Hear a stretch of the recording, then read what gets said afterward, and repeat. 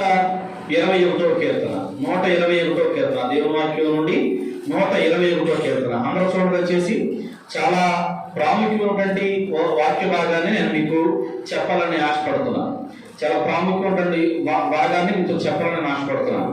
చూడండి 121వ కీర్తన దేవుని వాక్యం నుండి చూడమ్మా. మొదటి నుంచి దేవుని యొక్క వాక్యాన్ని చూద్దాం. 121 మొదటి నుంచి దేవుని యొక్క వాక్యాన్ని చూద్దాం. కొండల తట్టు నేను చదివేస్తాను లేరా ముందే. కొండల తట్టు నా కనులెత్తుచున్నాను, నాకు సహాయము ఎక్కడ నుండి వచ్చును. యెహోవా వలనే నాకు సహాయము కలుగును. ఆయన భూమి ఆకాశములను సృజించిన వాడు. ఆయన నీ పాదములను తొట్టిల్లనయ్యాడు. నిన్ను కాపాడువాడు కునుకడు. ఇశ్రాయేలును కాపాడువాడు కునుకడు, నిద్రపోడు. యెహోవాయే నిన్ను కాపాడువాడు. నీవు కుడి పక్కన యెహోవాకు నీకు నీడగా ఉండును. పగలు ఎండ దెబ్బైనను నీకు తగలదు, రాత్రి వెలుగు దెబ్బైనను నీకు తగలదు. ఏ అపాయము రాకుండా యెహోవా నిన్ను కాపాడును. ఆయన నీ ప్రాణమును కాపాడును. ఇది మొదలుకొని నిరంతరము నీ రాకపోకల యందు యెహోవా నిన్ను కాపాడును. దేవునికి స్తోత్రం చెప్పండి. హల్లెలూయా. దేవుని యొక్క నామానికి మహిమ కలుగును గాక. ఒక ప్రాముఖ్యమైనటువంటి విషయాన్ని నేను మీతో పంచుకున్నానమ్మా. దేవుని యొక్క వాక్యాన్ని గమనించండి. 120వ కీర్తన కాడు నుండి మొదలుకొని 120వ కీర్తన నుండి మొదలుకొని 134వ కీర్తన వరకు ఉన్నటువంటి కీర్తనన్నింటినీ ఏం కీర్తనని రాశాడు దేవుని యొక్క వాక్యం అంటే వీటిని యాత్ర కీర్తనలు అని రాశాడు దావీదు గారు. దేవుని యొక్క వాక్యంలో గమనిస్తూ ఉంటే దేవునికి స్తోత్రం. ఏ కీర్తనండి? కీర్తనలో యాత్ర కీర్తన. ఎక్కడికి యాత్ర వీళ్ళు అంటే ఇశ్రాయేల్ ప్రజలు ఆయా దేశాల్లో ఆయా ప్రాంతాల్లో అక్కడక్కడక్కడక్కడక్కడ చెందుకున్న ప్రతి ఒక్కరు ఏ దేశంలో ఉన్నా ఏ ప్రదేశంలో ఉన్నా ఎన్ని వేల కిలోమీటర్ల దూరంలో ఉన్నా సంవత్సరానికి 3 పండగలకి తప్పనిసరిగా యూదులు లేదా ఇశ్రాయేలు వారైనటువంటి వారందరూ కూడా యెరూషలేమునకు వచ్చి తీరాలి. వాళ్ళు వస్తూ ఉన్నప్పుడు ఈ యాత్ర కీర్తనలో వాళ్ళ ప్రయాణంలో పాడుకుంటూ పాటలుగా ఈ పాటలు వాళ్ళు పాడుకుంటూ యెరూషలేము వైపు ఉన్నటువంటి దేవుని మందిరాన్ని దగ్గరికి వాళ్ళ ప్రయాణం చేసేవాళ్ళు. దేవునికి స్తోత్రం. అందులో నేను మీతో చెప్పబడిన కీర్తన ఏ కీర్తన అంటే 121వ కీర్తన. ఇప్పుడు 121వ కీర్తన నుండి మీతో చెప్తున్నట్టు మాట మీరు నేను చూపిస్తాను. చూడండి 3-4 శ్రవణాలు చూడండి. వచ్చేసి కొంచెం బేసిక్ తగ్గించి 121వ కీర్తన 3వ చూడండి. వచ్చేసి 3వ చూడండి. ఆయన నీ పాదములను తొట్టిల్లా నీయడు, నిన్ను కాపాడువాడు కునుకడు. ఇశ్రాయేలు కాపాడువాడు కునుకడు, కునుకడు, నిద్రపోడు. యెహోవాయే నిన్ను కాపాడువాడు. దేవునికి స్తోత్రం. హల్లెలూయా. ఒకసారి నాతో మాట్లాడండి. మీ అందరి దృష్టి వాక్యం మీద ఉంచాలి. వాక్యాశక్తి కలిగి మీరు ఉండండి. దేవునికి స్తోత్రం. హల్లెలూయా. హల్లెలూయా. దేవునికి నిద్ర వస్తారా రాదా? అమ్మ మీరు అందరికీ ఉన్నారా? చాలా ప్రాముఖ్యమైన విషయాన్ని నేను మీతో చెప్తున్నాను. ఇవాళ మీరు ఎప్పుడు వినటువంటి కొత్త సంగతులు వింటారు. తర్వాత రెండవది, ఇప్పటిదాకా మీరు అనుకున్నటువంటి దేవుడు వేరు, ఇప్పుడు నేను చెప్తున్నటువంటి దేవుని యొక్క తత్వం వేరు. నాతో మీరు మాట్లాడండి. దేవునికి నిద్ర వస్తారా రాదా? అయ్యా ఎవరు తెలియదన్న వాళ్ళు ఎవరు? నువ్వేనా? మంచిది. అమ్మ మీరు అందరికీ ఉన్నారమ్మా? అయ్యా మీరు అందరికీ ఉన్నారండి? ఒకసారి ఆలోచించండి. దేవునికి నిద్ర వస్తాదా రాదా? వస్తుందా? వస్తుందన్నప్పుడు చేతులు పైకెత్తండి. ఒకటే అంతేనా? రాదన్నప్పుడు చేతులు పైకెత్తండి. 3, 4, 5, 6. దేవునికి ఆకలేస్తుంది ఏదా? దేవునికి ఆకలేస్తుంది ఏదా? ఈ మాట మిమ్మల్ని అడిగేటప్పుడు ముందు ఇలా మిమ్మల్ని అడుగుతాను. మీరు నాకు సమాధానం చెప్పండి. రోడ్డు మీద మనకి ఊళ్ళో గ్రామ సింహాలు ఎక్కువైపోయాయి. గ్రామ సింహాలు అంటే ఏంటి? కుక్కలు ఎక్కువైపోయాయి. ఎక్కడ పడితే అక్కడ రోడ్డు మీద పడుకున్నాయి. ఎంత భయంకరంగా పడుకున్నాయి అంటే బండి ఆటముట్లు లిగుతులేదు. ఒక కుక్క అడ్డంగా పడుకుని, ఆలోచించండి అమ్మా, నేను సరదా చెప్తున్నాను, ఆలోచించండి. ఒక కుక్క ఏ రోడ్డు మీద ఏ పక్కన పడుకుని కుక్క దేవుడి కోసం ఆలోచిస్తుంది అనుకోండి. దేవుడు ఎలా ఉంటాడో అని కుక్క దేవుడి కోసం ఆలోచిస్తుంది అనుకోండి. కుక్క దేవుడు ఎలా ఆలోచిస్తుందో చెప్పండి.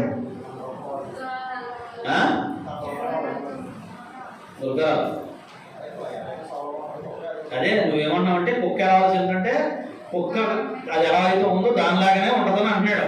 మీరేమంటారు? కుక్క అలాగా ఆలోచించదా? అలాగా ఆలోచించదా? మళ్ళీ ప్రశ్న, ఒక కుక్క దేవుడిని ఎలా ఆలోచించదంటే కుక్క కుక్కలాగానే ఆలోచించదు. ఒక పంది పడుకుని చక్కగా బొదలో హాయిగా, పందికి బోధ కదా హాయి, అందులో పడుకుని హాయిగా అది దేవుడి కోసం ఆలోచించింది అనుకోండి. ఎలా ఆలోచించదే? అది కూడా దానిలాగానే ఆలోచించదు. ఇప్పుడు మన దగ్గరకు వద్దాం. మనిషి దేవుని ఎలా ఆలోచిస్తాడో? నేను మనిషిని, నాకు ఆకలి వేసింది, రాత్రిపూట నిద్ర వచ్చింది, వయసు వచ్చింది. వయసు వచ్చినప్పుడు నాకు ఎవరు కావాలి? భార్య కావాలి. భార్య భర్తలం అయ్యాం కాబట్టి మాకు ఏముంటారు? తప్పనిసరిగా పిల్లలు కూడా ఉంటారు. మనుషులు ఏం చేస్తున్నారంటే, మీరు బాగా వినాలి, అర్థం చేసుకో వాక్యాన్ని వాళ్ళ. మనుషులు ఏం చేస్తున్నారంటే భర్త మీద భార్యకి, భార్య మీద భర్తకి ఒకళ్ళొకళ్ళు బోరు కొట్టి ఈ మగాడు వెళ్ళి వేరే స్త్రీతో మాట్లాడట్టు, లేదా ఈ స్త్రీ వెళ్ళి వేరే మగాడితో మాట్లాడట్టు. నువ్వు కూడా దేవుడిని అలా ఆలోచించుకుంటే ఆ కుదురుతుంది. దేవునికి స్తోత్రం, హల్లెలూయా. నువ్వు మనిషివి కాబట్టి నీకు ఆకలేసింది, నువ్వు మనిషివి కాబట్టి నీకు నిద్ర వచ్చింది, మనిషివి కాబట్టి నీకు జ్వరం వచ్చింది, మనిషివి కాబట్టి నీకు భార్య కావాలి, మనిషివి కాబట్టి నీకు పిల్లలు కొడతావు. దేవుణ్ణి కూడా నువ్వు అదిగా ఆలోచిస్తే కుక్క దేవుణ్ణి కుక్క లాగా ఎలా అయితే ఆలోచిస్తుందో, పంది దేవుణ్ణి పందిలా ఎలా అయితే ఆలోచిస్తుందో, మనిషి కూడా దేవుణ్ణి ఎలా ఆలోచిస్తాడో మనిషిలాగానే దేవుణ్ణి ఆలోచిస్తున్నారు. ఇంకో మాట మీతో చెప్తాను, మీరు బాగా అర్థం చేసుకోండి. ఎలా చెప్తే మీకు అర్థమవుతుందని బయట మాట ద్వారా మీతో చెప్తాను వాక్యాన్ని. ఒక ఆమె దగ్గరికి వచ్చి, అయ్యగారండి నాకు ప్రార్థన చేయండి, ఈ బొగ్గంతా వాసిపోయిందంటే పిప్పల పోటు వచ్చేస్తుంది అయ్యగారండి అందనుకో. ఆ పిప్పల పోటు ఎలా ఉంటుందో నాకు తెలియదు, ఆ పిప్పల పాటు నేను తీయలేను. ఆ పిప్పల పాటు వచ్చిన అన్నాను ప్రార్థన చేయమంటే నేను రివర్స్ లోను, అమ్మ ఒక పదిన పోటు, అమ్మ నాకు 2 పళ్ళు పోటు, అమ్మదిగో ఆల్రెడీ 2 పళ్ళు పీకేశారు అన్న నా బొగ్గ తెచ్చి చూపించాను అనుకోండి. వాళ్ళకి ఎలా ఉంటది?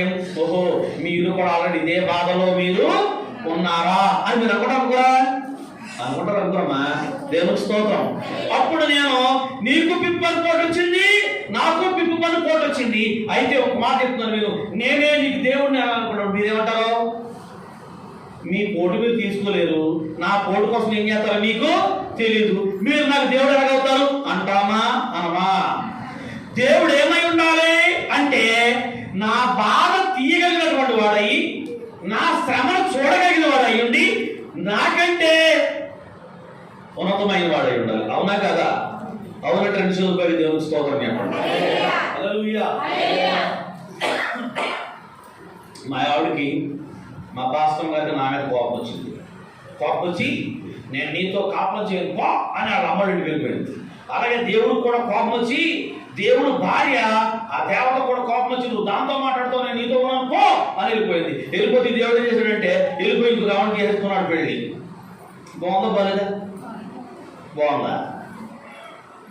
వాట చూడడానికి వినడానికి చాలా హాస్యాస్పదంగా అనిపించట్లేదా? దేవునికి స్తోత్రం, హల్లెలూయా.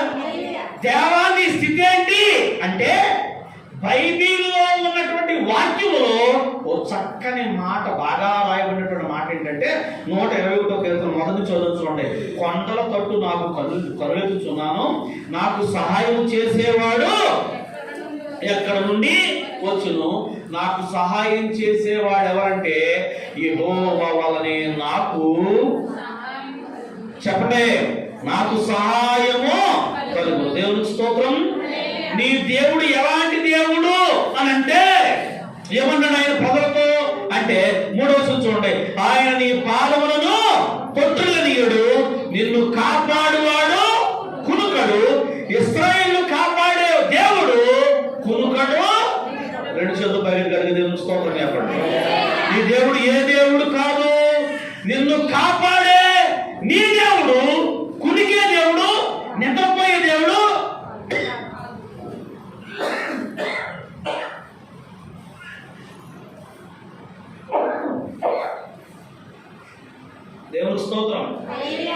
హల్లెలూయా, హల్లెలూయా.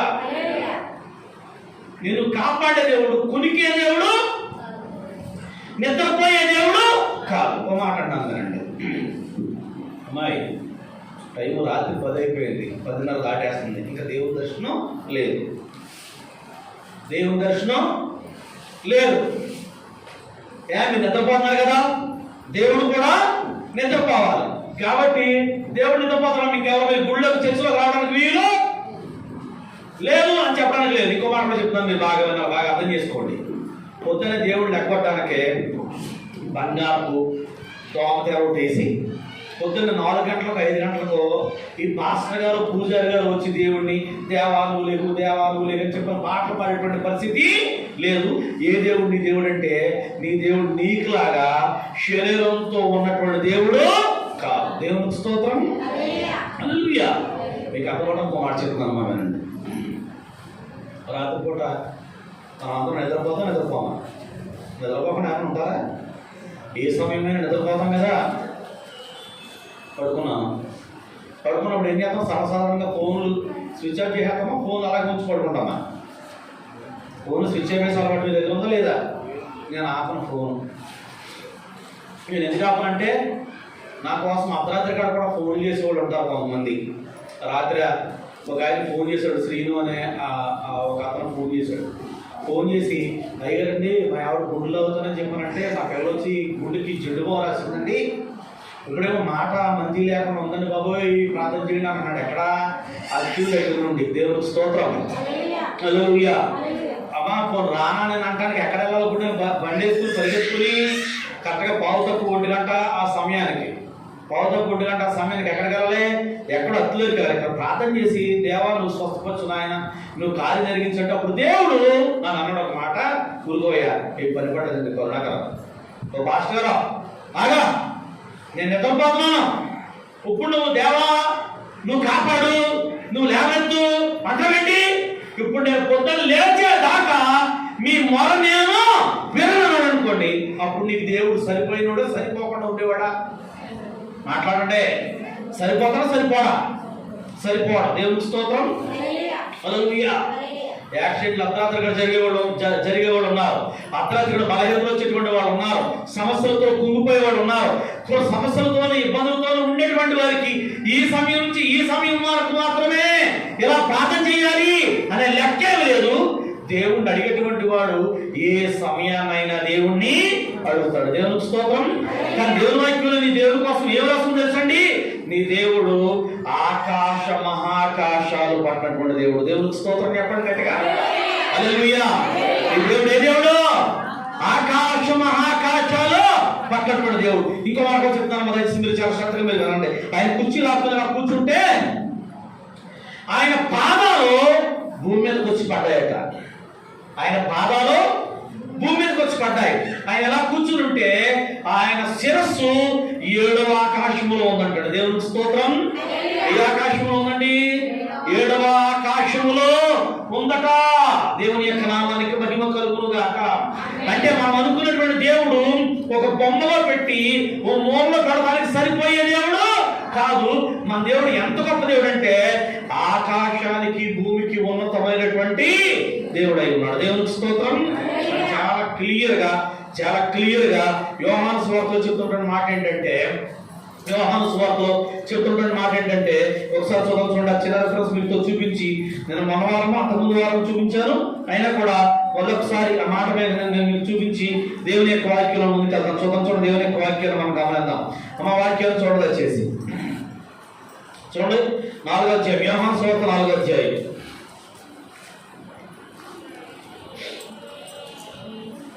23వ వచనం చూడండి వచ్చేసి. అయితే యథార్థముగా ఆరాధించేవారు దేనితోనూ? ఆత్మతోనూ సత్యముతోనూ తండ్రిని ఆరాధించు కాలం వచ్చుచున్నది, అది ఇప్పుడును వచ్చే ఉన్నది. అట్టివారే కావాలని తండ్రి కోరుచున్నాడు. అది దేవుడు ఆత్మ కనుక ఆయనను ఆరాధించువారు దేవుని స్తోత్రం చెప్పండి గట్టిగా. ఆయనను ఆరాధించేవారు ఎలా ఆరాధించాలి? ఆత్మతోనూ సత్యముతోనూ ఆరాధించాలి. దేవునికి స్తోత్రం. మాట వినపడుతున్న దేవునికి వాక్యాన్ని గమనించుంటే ఇప్పుడు చెప్పండి, మన దేవునికి రూపం ఏది? దేవునికి రూపం ఉందా లేదా? ఉందా? రూపము ఎప్పుడు రూపం? ఆయనకి యేసుక్రీస్తు ప్రభువు వారి రూపంలో ఈ లోకానికి వచ్చినప్పుడు ఆయనకు రూపం ఉంది, కానీ ఇప్పుడు ఆయనకు రూపము లేదు. దేవునికి స్తోత్రం.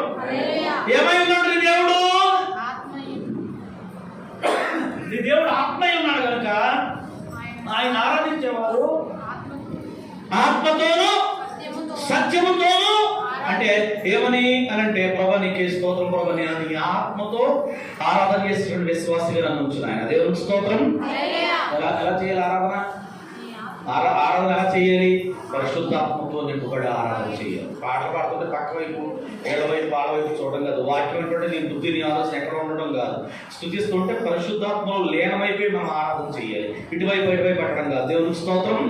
ఎలా ఆరాధించాలి అంటే ఆత్మతో ఆరాధించాలి. సత్యముతో అంటే లోకానికి, పాపానికి దూరం నుండి సత్యముతో దేవుని నువ్వు ఆరాధించాలి. దేవుని యొక్క నామానికి మహిమ కలుగును గాక. ఆరాధన అంటే కానీ ఇవాళ మనం చూసి ఆరాధన మనం ఏం కోరుకుంటున్నాం? మనం చూసి ఆరాధన మనం ఏం కోరుకుంటున్నాం? మనం ఏ ఆరాధన కోరుకున్నాం తెలుసా? ఎక్కువ మంది జనం వచ్చేసారా లేదా అది కోరుకుంటున్నాం. భోజనాలు పెడుతున్నారా లేదా? కొన్ని చర్చలు కోరుకుంటున్నారు. ఏం కోరుకుంటున్నారా? ఈ వారం భోజనాలు, ప్రార్థన అసలు మానకూడదు. దేనికోసం? దేవుని కోసమా, భోజనం కోసమా? అర్థమైందా మీకు? దేవునికి స్తోత్రం. హల్లెలూయా. కొంతమంది దేనికోసం కోరుకున్నారు తెలుసండి? ఈ మ్యూజిక్లు, ఈ సౌండ్ సిస్టాలో మీరు వస్తారు. పరిశుద్ధాత్మ దేవా మీరు మా మధ్యన ఉన్నారా లేదా? సరైన ఆరాధన నీకు జరుగుతుందా లేదా అన్నది కాదు ముఖ్యం. ఆయన ఆరాధించేటువంటి వాడు ఎలా ఆరాధించాలంటే, ఆయన ఆరాధించేటువంటి వారు ఆత్మతోనూ సత్యముతోనూ ఆరాధించాలి. ఇంకో మాట చెప్తున్నాను మమ్మల్ని, నీ దేవుడు శక్తి విహీనుడైనటువంటి దేవుడు కాదు. అసలు ఎటువైపు చూస్తే తనటువంటి కార్యం కేవలం దేవుని వైపు చూస్తే మాత్రమే నీకు జరుగుతుంది. దేవునికి స్తోత్రం. కారణం ఏంటంటే నిన్ను కాపాడువాడు కునుకడు, నిద్రపడు. దేవునికి స్తోత్రం. నాకు ఆకలేస్తుంది, నేను కంచె బిడ్డవాడు వెళ్ళరావాలమ్మా, ఎప్పటి దిక్కులు నేను కూడా సంపాదించుకోవాలి కదా, ఆ దేవుడు కాదు నీ దేవుడు. నాకు కూడా నిద్ర వస్తుంది, నేను పడుకుంటానమ్మా, ఆ దేవుడు కాదు నీ దేవుడు. నీకు జ్వరం వచ్చిందా, నీకు ఫీవర్ వచ్చిందా, నీకు డెంగ్యూ వచ్చిందా, నీకు కూడా వచ్చింది కాబట్టి నాకు కూడా జ్వరం వస్తుందమ్మా, అలాంటి దేవుడు కాదు నీ దేవుడు. దేవునికి స్తోత్రం. ఏ దేవుడు నీ దేవుడు అంటే, నేను రక్షించడానికి సరిపోయిన దేవుడు, సమర్థుడైనటువంటి దేవుడు. దేవునికి స్తోత్రం. మనకు కూడా ఒక మాట చెప్తున్నాను, బాగా వినండి. మన దేవుడు ఏ దేవుడు అంటే చాలా చాలా మాట్లాడండి, చాలా చాలా గొప్ప. ఈ మాట మీరు సరిగ్గా చెప్పట్లేదు, మీకు ఒక మాట చూపిస్తారు చూడండి. యోహాను రాసిన మొదటి పత్రిక నంబరు, మొదటి పత్రిక, యోహాను రాసిన మొదటి పత్రిక 4వ అధ్యాయం 4వ వచనం. 4వ అధ్యాయం 4వ వచనం.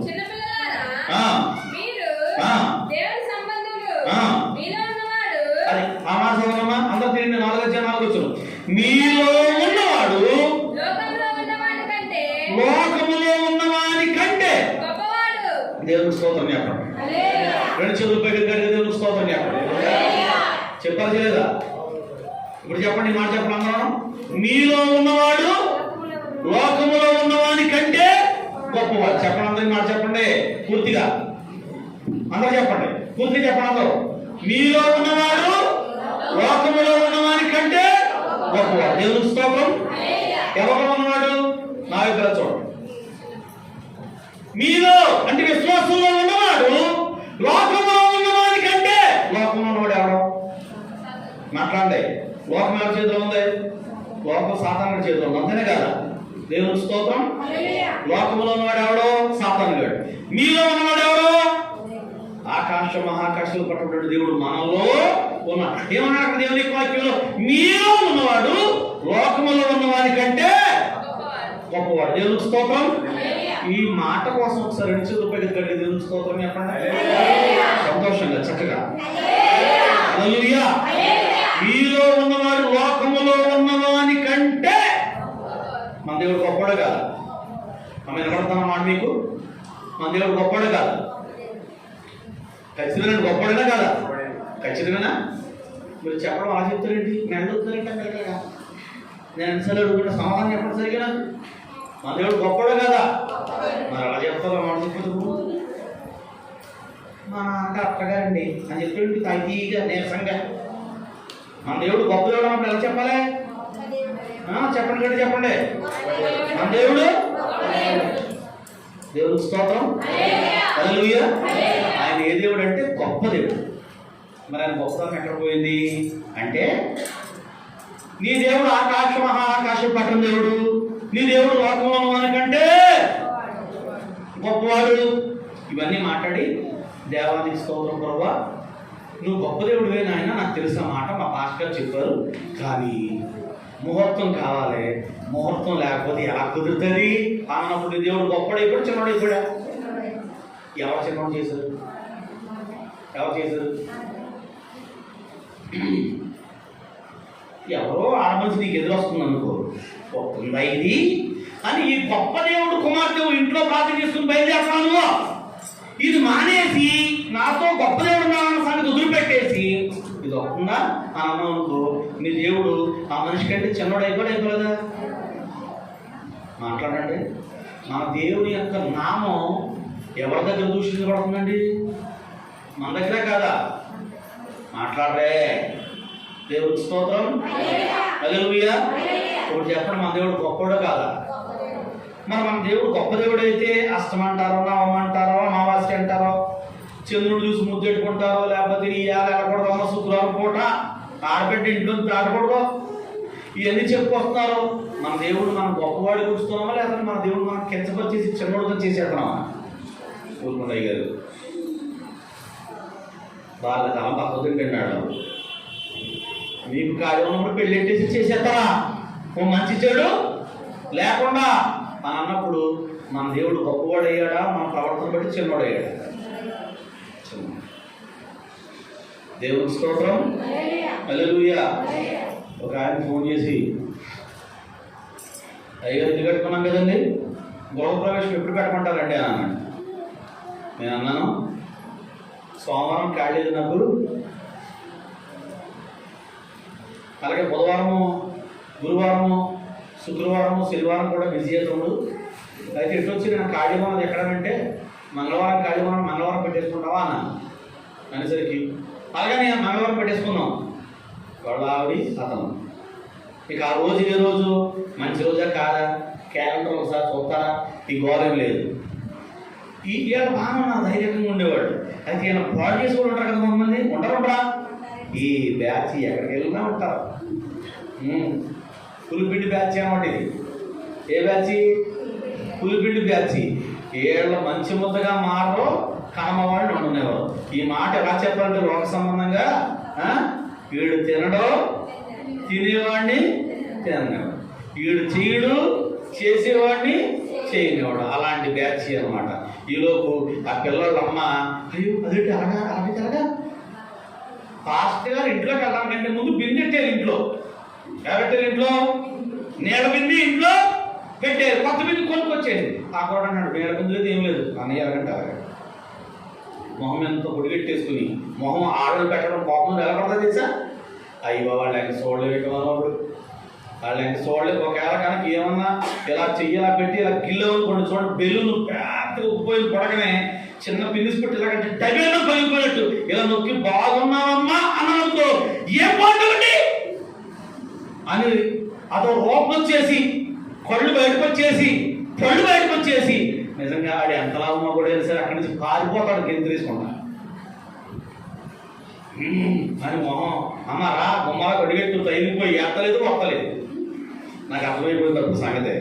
అమ్మో వీడికి ఆల్రెడీ వచ్చేసినట్టుంది, ఈ మనకెందుకులే అమ్మా ఏంటమ్మా అన్నయ్య పాలు పొంగిద్దామంటుందమ్మా అంటే నీ ఇష్టమమ్మా మీరు పొంగించుకుంటే పొంగించుకోండి, నేను మాత్రం పాలు పొంగేది ప్రార్థన చెయ్యను. అసలు పాలు ఎందుకు పొంగిస్తారు అంటే ఎవరో క్షీరసాగర్ మాత్రం చేస్తున్నప్పుడు అమృతం కోసం అప్పుడు వాళ్ళ పాలసముద్రాన్ని చిలికారటమ్మా. ఆ పాలసముద్రులాగా మన ఇంట్లో కూడా పాలు 3 పూటలు పడితే 3 సార్లు పడితే బాగుంటుంది వాళ్ళు అంటారమ్మా. అది నాకు ఆశ్చర్యం కాదు. నేను గృహప్రవేశం కోసం గుమ్మాల దగ్గర ప్రార్థన చేశాను, ఇదంతా తైలింగడు చిన్నాను, ప్రతి గుమ్మం ప్రతి గదిలో ప్రార్థన చేశాను. చివరిగా మీకు వాకింగ్ చెప్పాను, ఆశీర్వదించావు, అయిపోయింది. నువ్వు పాలే పంపించుకుంటావు, నువ్వేం చేసుకుంటావు నాకు అనవసరం. కారణం ఏంటంటే నేను ఏ దేవుడు అయితే అనుసరిస్తున్నాను ఆ దేవుడు గొప్పోడు. ఏదో నువ్వు చిన్న కొండోడు పెట్టి 1 లీటర్ పాలు పంపించి ఆకాశం మహాకాశం పట్టబడి ఆ దేవుణ్ణి చిన్నోడు కింద చేసి. దేవుడికి స్తోత్రం. హల్లెలూయా హల్లెలూయా. ఎవరు మరి ఇంకింతేనా అన్నప్పుడు నేనన్నానమ్మా, ఓ రోజు మీ ఇద్దరు చక్కగా ఖాళీ చూసుకుంటాం. ఓ రోజు మీరే అనుకోండి, అది ముహూర్తం బట్టి అలాగని ఇలాగని కాకుండా చక్కగా సంగమందని పిలుచుకోండి. ప్రార్థన 7 గంటలకే ప్రార్థన పెట్టేసుకుందాం. 8-8:30 కల్లా ప్రార్థన గంటన్నర ముగించేసుకుందాం. అది అయిపోయిన తర్వాత సంఘం అందరికీ భోజనాలు పెట్టుకున్నానన్న తృప్తి నీకు ఉంటుంది. ప్రార్థన వాక్యం ద్వారా ఇల్లు ఇంకా శుద్ధి చేయబడతామని చెప్పారు. దేవుని యొక్క నామానికి మహిమ కలుగును గాక. మీలో ఉన్నవాడు లోకములో ఉన్నవాని కంటే గొప్పవాడు. కానీ శ్రమ వచ్చినప్పుడు మాత్రం గుర్తొస్తాడు దేవుడు. ఈ పెళ్లి చేసేటప్పుడు, ఇల్లు కట్టేటప్పుడు, పెద్దదైనప్పుడు, నువ్వు ఎక్కడికో ప్రయాణాలకు వెళ్తున్నప్పుడు, ఎక్కడి నుంచి కట్ల డబ్బులు పట్టుకొస్తున్నప్పుడు, ఇప్పుడేమో ఏవో గుర్తొస్తాయి. కానీ నిజానికి నీ దేవుడు ఎప్పుడు గుర్తొస్తాడో, నీకేదైనా శ్రమ వచ్చినప్పుడు, నువ్వు మంచం ఎక్కాల్సి వచ్చినప్పుడు, నువ్వు హాస్పిటల్లో జాయిన్ అయిపోయేటప్పుడు, అప్పులు పేరు మీద కంట వచ్చేసినప్పుడు దేవానికి స్తోత్రం అంటే అప్పుడు ఆయన అంటాడు, ఇంతకు ముందు నన్ను గొప్పవాడిగా ఉంచావని తిరిగి నేను రావడానికి అంటాడండి. నా మాట మీకు వినపడుతుందా? నేను పడుకున్నాను, నాకు ఒంట్లో బాగాలేదు.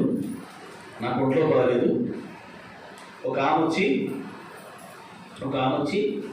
అలా ఉండకూడదు బాబా, ఎంత దేవుడు అయితే మాత్రం నిమ్మకాయ పట్టుకొచ్చి తల దగ్గర పెట్టింది. అప్పుడు అడుగుతాడు లేదు దేవుడు, ఎరా నేను నిమ్మకాయ కంటే చిన్న దేవుడు నీకు అని అడుగుతాడు. దేవుడికి స్తోత్రం. ఒక చిన్న విషయం చెప్తాను మీతో. నిజంగా నా జీవితంలో దేవుడు చేస్తుంటాడు. మీరు నాకు కొత్తగా పెళ్ళయింది. పెళ్ళిన తర్వాత అత్తారింటికి వెళ్ళాను. అత్తారింటికి వెళ్తే అక్కడికి మా చిన్నత్తగారు, బాబా మేము భోజనం చేసి వచ్చేది కానీ రండి అని చెప్పి తీసుకెళ్తే 50 కోట్లు చెప్పి అందరూ చూస్తున్నారు. చూసిన తర్వాత అక్కడ భోజనం చేసాం, అయ్యో చేసారా అయ్యో ఉండరు తిన్నా వచ్చేస్తుంటే నాకు వరుసకే వదినవుతుంది ఆవిడ కంగారుగా వచ్చి ఇది జేబులో పెట్టుకొని ఎత్తుంది నాకు. నేను ఏ డబ్బులు అనుకున్నాను, డబ్బులేమో ఏ బంగారమో అనుకున్నాను. తీరా చూస్తే ఆవిడ ఏం పట్టుకొచ్చి చెప్తుందంటే ఉల్లిపాయ పట్టుకొచ్చి చెప్తుంది. ఏ అంటే ఈ ఊళ్ళో అందరూ చేతబడి చేసేవాళ్ళే, నువ్వు ఈ ఊరు వచ్చి వెళ్తున్నావు, అందరికల్లో పడ్డావు, ఉల్లిపాయ పెట్టుకుని నీకు ఏది రాదు అనేది ఆవిడ ఆలోచన. అంటే నా దేవుడు ఉల్లిపాయ కంటే గొప్ప దేవుడా తక్కువ దేవుడా? నేను ఆ ఉల్లిపాయ తీసి మళ్ళీ ఆవిడ చేతులు పెట్టేసి, నా దేవుడు నాతో ఉన్నాడు, నీ ఉల్లిపాయ నన్నేమి కాపాడమని చెప్పని వచ్చేసాను. దేవుడికి స్తోత్రం. హల్లెలూయా. అక్కడికి మా పాస్టర్ 9 క్లాస్ అవుతుంది. ఈయన గట్టికి క్లాస్ ఉన్నట్టుగా చూస్తున్నాయి ఆవిడ. నా భార్యకి తెలిసిన సంగతి వాళ్ళకి తెలియదు కదా. సరే వచ్చేసాను, అయిపోయింది. ఓ రోజు ఏం జరిగిందంటే నేను ఫోన్ చేయాలి మా చిన్నత్త గారికి, వాళ్ళ ఫోన్ నెంబర్ పాడైపోయింది. వాళ్ళ ఫోన్ పని చేయట్లా. ఏదో ఒక ఆవిడతో మాట్లాడరు, 3 ఇళ్ళు అవతల ఆవిడే చేద్దాం నేను లోటు. అయితే నేను ఆవిడ నెంబరే ఫోన్ నెంబర్ తీసుకున్నాను. మా అత్తగారికి ఎక్కలేవాడు ఫోన్ ఆవిడ ఫోన్ అట్టుకొచ్చి వీళ్ళకి ఎత్తుంటే వీళ్ళ తర్వాత ఫోన్ మాట్లాడేసిన తర్వాత ఎవరు రాత్రి చేసి బాబు అందుకు ఫోను మంత్రాలు ఫోన్ సరిపోతే నువ్వేమైపోతావు అని అంటే ఒకరోజు ఆవిడ కోసం ప్రార్థన చేశాను. పని కట్టుకుని మా అత్తగారికి వెళ్ళినప్పుడు ఒకరోజు పని కట్టుకుని ఆ ఊరు వెళ్ళి, అమ్మా మన నీకు ప్రార్థన చేశాను కదా ఫోన్లో రా అంటే ఆవిడ తనకున్నటువంటి వాటిని వదిలిపెట్టి మా ఇంటికి వచ్చింది. మా ఇంటి దగ్గర ఆవిడ పట్టుకుని ప్రార్థన చేశాను. ఆవిడకున్నటువంటి ప్రతి విధమైనటువంటి పూజలన్నింటినీ మానేసి యేసుక్రీస్తుల వారి సొంత రక్షణగా అంగీకరించింది. దేవుని స్తోత్రం. హల్లెలూయా హల్లెలూయా. మనలో ఉన్నవాడు ఏ దేవుడు? మన దేవుడే దేవుడు, గొప్ప దేవుడు. దేవుని స్తోత్రం. ఎవరన్నా అక్కడ చనిపోయారు అనుకోండి, మన ఊళ్ళో ఎవరైనా చనిపోయారు అనుకోండి, ఆయన ఎన్ని వేలేస్తాం? వాళ్ళ ఇంటిని చెప్పండి ఎన్ని వేలేస్తాం? 6 నెలల పాటు వెలేస్తున్నాం. వాళ్ళతో ఎవరు మాట్లాడకూడదు, అవునా కదా? ఒకవేళ కనుక మన ఇంట్లో పిల్లలోడు ఏమైనా కీమన్నాడు అనుకోండి, మన డౌట్ ఏంటి? అక్కడే చచ్చిపోయింది మనిషి, గాలి అయిపోయింది తెలుసా నీకు? నన్ను రాత్రి వచ్చి కేకేసింది, ఫోన్ నెంబర్ చెప్పమన్నాను. నీ దేవుడు గొప్ప దేవుడు. దేవునికి స్తోత్రం. ఇంకో మాట కూడా చెప్తాము, మీరు బాగా అర్థం చేసుకోండి. దేవుని వాక్యాన్ని అమ్మా వినమ్మ వాక్యాన్ని అంటే అమ్మా దేవునికి స్తోత్రం. రక్షణ పొందినటువంటి వారు చనిపోగానే ఎక్కడికి వెళ్ళిపోతారు వీళ్ళంటే, రక్షణ పొందినటువంటి వారు ఎలా చనిపోయినా సరే చనిపోయినటువంటి తక్షణమే దేవుని యొక్క రాజ్యానికి వెళ్ళిపోతారు. దేవునికి స్తోత్రం. రక్షణ పొందకుండా ఉన్నాడు ఎక్కడికి వెళ్తారు? రక్షణ పొందకుండా ఉన్నవాడు ఎక్కడికి వెళ్తారు? రక్షణ పొందకుండా ఉన్నటువంటి వారు పాతాళానికే వెళ్ళిపోతారు. దేవునికి స్తోత్రం. హల్లెలూయా. మరి మధ్యలో దురాత్మ ఎక్కడి నుంచి వచ్చింది నీకు అంటే, సాతానుడు తన దూతను పంపిస్తున్నాడు. సాతానుడు దూతను.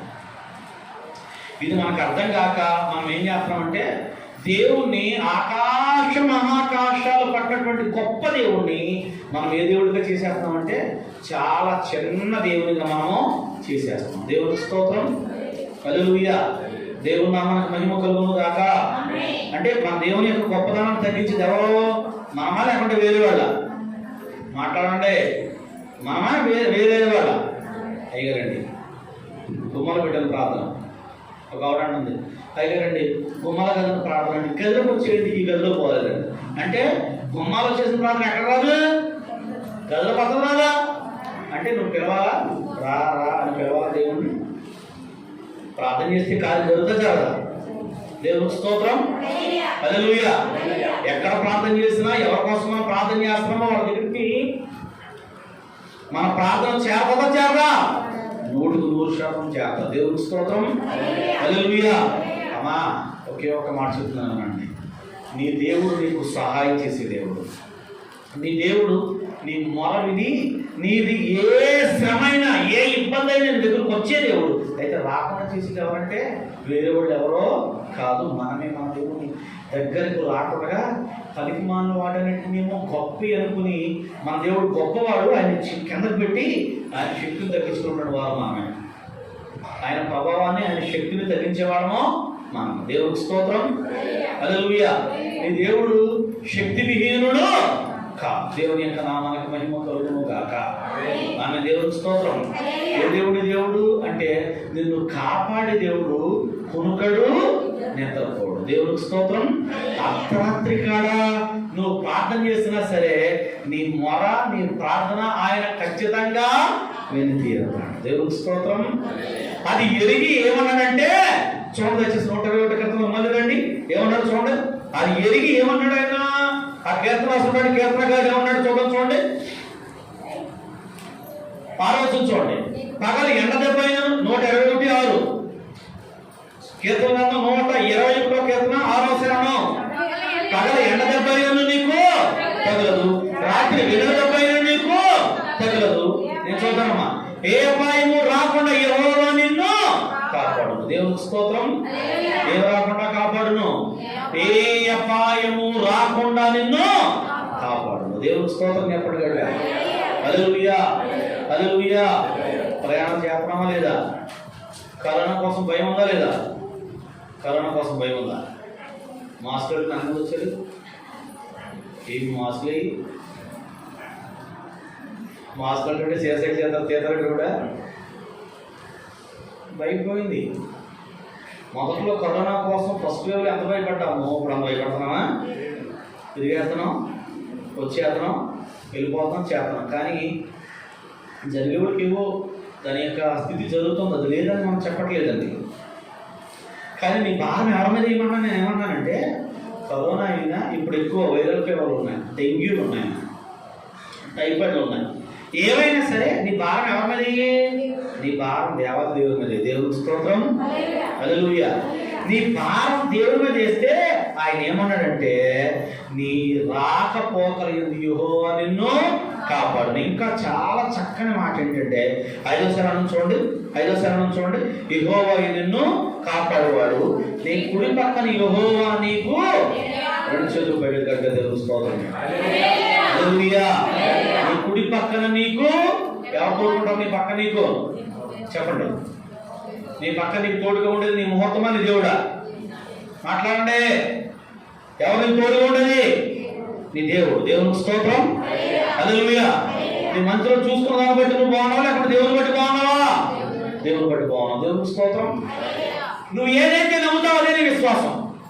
నువ్వు ఏదైతే నమ్ముతావో అదే నీ విశ్వాసం. అమ్మా, కొన్ని దేవుని యొక్క సన్నిధిలో కూడా మందిరాలు కూడా లేనిపోయినటువంటి విగ్రహార్థం చేస్తారు. పనిమూల విగ్రహార్థం. పాస్టర్ కూడా అలా చెప్తున్నారు. లేనిపోయినటువంటి ఇప్పుడు చర్చి నేను చూసాను. వచ్చే దారిలో అత్తమాలు పోతూ ఉంటాను. మా ఊరు చూపుతూ ఉంటాను అత్తమాలను. బయట చర్చి బయట ఒక 4-5 బకెట్లు నీళ్ళెట్టు ఉంటాయి. వచ్చేవాడు లోపలికి తలస్నానం చేసి ఉన్న బట్టలు మనం కట్టుకుని దేవుని సన్నిధికి వచ్చాం. అంతేనా కాదని ఎవరైనా ఎలాగ వచ్చారో లేదా? అసలు చర్చికి వచ్చేటప్పుడు స్నానం చేస్తాం. ఒకవేళ పైపులో నీళ్ళు రాలేదనుకుంటే ఎంత ఫీల్ అయిపోతాం మనము? పోలే ఇయాకేదో తలస్నానం కాకపోతే మామూలు స్నానం చేసి వెళ్ళిపోదాం అనుకుంటామా? తలస్నానం చేసిన తర్వాత మన చర్చికి అసలు ఇంకోటి ఏంటంటే తలస్నానం చేయలేదంటే మన చర్చి మనుషులు కూడా ఉన్నారు. ఎంత చక్కగా దేవుని సన్నిధికి వస్తే బకెట్లు అక్కడెట్టి అమ్మా ప్రార్థనలోకి వచ్చేవాళ్ళు ఎవరైనా సరే చర్చిలోకి కాళ్ళు కట్టుకుని రావాలి. కాళ్ళు కట్టుకోకుండా చర్చిలోకి రాకూడదమ్మా. ఎందుకంటే మీరు ఎక్కడెక్కడి నుంచి వస్తున్నారు, మీతో లేకపోయినా చర్చిలోకి వస్తాయని అన్నాడు పాస్టర్ గారు. విశ్వాసంతోనే లేకపోతే చర్చిలోకి వస్తే మరి వచ్చినట్లు నువ్వు ఎప్పుడు తింటావా? అవునా కదా? పాస్టర్ గారు వస్తాయని భయపడాలా, వచ్చినట్టు వదిలించాలా? అది కదా మనం చేయాల్సి ఉంటుంది మన పని. దేవునికి స్తోత్రం. రోగులు వచ్చారు, స్వస్థత కోసం ప్రార్థన చేయాలి. బలహీనలు వచ్చారు, బలపడాలని ప్రార్థన చేయాలి. అప్పులో ఉండొచ్చారు, దేవుడు మార్గం తెరవాలి, అప్పుల కోసం ప్రార్థన చేయాలి. దయ్యాలతో వచ్చారు, యేసు నామములో విడుదల గాక చెప్పాలి. దేవునికి స్తోత్రం. హల్లెలూయా, హల్లెలూయా. దేవుని నామానికి మహిమ కలుగును గాక. ఆమె దేవునికి స్తోత్రం. ఒక భయంకరమైన విషయం చెప్తున్నాను అనండి, చాలా బాధాకరమైన విషయం. కరోనా టైంలో ఒక చోట పాస్టర్ చనిపోయాడు. పాస్టర్ చనిపోతే ఆ చనిపోయినటువంటి ఆదివారం ఆయన చనిపోయాడు. బుధవారం నాడు, లక్షవారం నాడు, గురువారం నాడు కానీ ఆ కార్యక్రమం జరిగింది. ఆ గురువారం నాడు కార్యక్రమం జరిగిన తర్వాత నేను వెళ్ళాను. రోజు వెళ్ళి అమ్మ ఎలా ఉన్నారమ్మా మాట్లాడాను. వెళ్ళి అమ్మ ఈ ఆదివారం ప్రార్థనకి వెళ్తారా మీరు అంటే, అదే అది 14వ రోజు దాకా వీళ్ళు దాటకూడదు కదా నన్ను పాస్టర్గా. ఏ రోజు దాకా వీళ్ళు దాటకూడదు? 14వ రోజు దాకా. దేవునికి స్తోత్రం. నేను అన్నప్పుడు అమ్మా నువ్వు అలాంటివి పెట్టుకో. ఒకవేళ సంఘస్థులు ఫోన్ చేసి అయ్యగారు అమ్మగారు మీరు వెంట వస్తున్నారా అని అడిగితే వస్తానని వెళ్ళిపో. అంతేగాని అమ్మ అప్పుడే రాకూడదు కదా. రాకూడదు మా అమ్మ అందే, మా అత్తగారు ఉందంటే నువ్వే దగ్గరుండి సంఘానికి ఏమి నేర్పిస్తున్నట్లు లెక్క. మాట్లాడండి. ఏం నేర్పిస్తున్నట్లు లెక్క? విగ్రహారాధన నేర్పిస్తున్నట్లు లెక్క. ఎవరైనా చనిపోయారు, అదే మా కూతురు, మా కోళ్ళు, మా పిల్లలు ఎవరో ఒకడు పడుతున్నారు కదండి, మేము రాకూడదు. ఇల్లు కట్టి మేము ఉంటాం కదండి, రాకూడదు. మరి నా భార్య గర్భవతిగా ఉన్నప్పుడు మీరు చెప్పండి సమాధానం. నా భార్య గర్భవతిగా ఉన్నప్పుడు ఎవరు చనిపోలేదా? మరి సమాధి కార్యక్రమం మేము చేయలేదా? మా పిల్లలు పేర్చి పెట్టలేదా? మేము కూడా తాళ్ళు కట్టించుకోమా? ఏం చేయాలి అలా చేసి?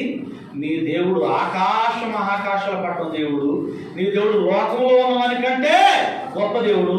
ఆయనకు ఉన్నటువంటి గొప్ప శక్తిని కించపరిచి ఆయన తగ్గించేది ఎవరంటే మీకు అర్థం కావట్లేదా? దేవుడికి స్తోత్రం. హల్లెలూయా, హల్లెలూయా. నిన్ను బట్టి నీ దేవుని నామము ఇంకా ఘనపరచబడాలి కానీ ఆయన నామం ఎంత మాత్రమూ తగ్గిపోవడానికి వీలు. దేవునికి స్తోత్రం. ఒక మాట చెప్పని ముగిస్తున్నాను. ఆ మాటలో 2-3 ఎక్కడ కూడి ఉంటే చెప్పండి, మాట్లాడండి. 2-3 ఎక్కడ కూడి ఉంటే వారి మధ్యన నేను ఉంటా. మీరు దేన్నైతే భూమి మీద బంధిస్తారో అది పరలోక రాజ్యములో బంధిస్తారు. మీరు దేన్నైతే భూమి మీద విప్పుతారో దాన్ని పరలోక రాజ్యములో విప్పుతారు. ఎంత శక్తివంతమైనటువంటి ఈ గొప్ప వాగ్దానం దేవుడు ఎవరికి ఇచ్చాడంటే సంఘానికి ఇచ్చాడు. దేవునికి స్తోత్రం. హల్లెలూయా. ఈ వాగ్దానం మర్చిపోయి మాము ప్రభు నువ్వు ఏ విప్పమంటే అది విప్పుతుంది, నువ్వు విప్పేస్తావంట, మేమే విప్పేవాళ్ళము, మేమే కట్టేవాళ్ళం మన సంగతి మర్చిపోయి మేము శక్తి బీజంలో మనం కూర్చోండి. తప్పేవాదే చెప్పండి అందరూ. యేసు నామములో కార్యము జరుగునుగా, యేసు నామములో విశ్రమ దూరమగునుగా, యేసు నామములో ఈ శత్రువు బంధించబడునుగాక. ఎవరి నామములో? దేవునికి స్తోత్రం, హల్లెలూయా. నీ కుడి పక్కన యెహోవా నీకు, చెప్పండి, నీ కుడి పక్కన యెహోవా నీకు, దేవుని నామానికి మహిమ కలుగునుగాక. మనం చెప్పిన వాక్యంలో 4 వారాల కింద 5 వారాల కింద గుర్తుందా? దుబాయ్లో కావడి ఏం చేసిందని చెప్పాను, ఎలా తీసుకురా అని చెప్పాను లేదా? ఏం చేస్తారు అలా చేస్తే? అలా బాగా ఎంతారా?